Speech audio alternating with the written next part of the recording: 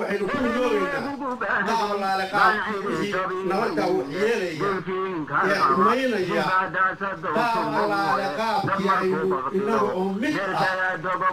ugu soo jeesan lahayn waxaan uga qaban lahayn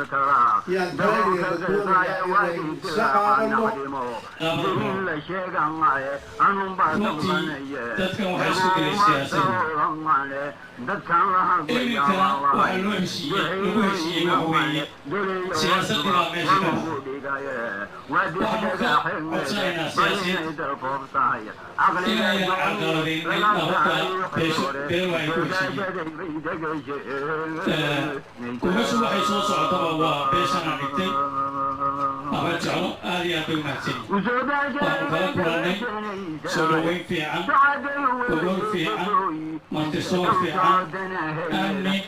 iyo walaalnimo si nabada looga wada hadlay dhinac kasta waa la isla eegay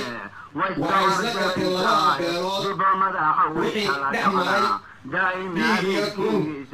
iyadoo aan culo ugu kala qaynin maxkamadna jirin boolisna jirin cid ku dhex jartaana jirin in ay ka heshiiyaan way garteen waanay ka heshiiyeen labada beelood maqaysay muqaashii iyo odayaashii waxay ku heshiiyeen wixii hore inay ku kala samraan ayay ku heshiiyeen wixii dambana ilaahay subxaanahu watacaala baan ka magan gelaynaa dhinaca kale qaar ka mid ah culimada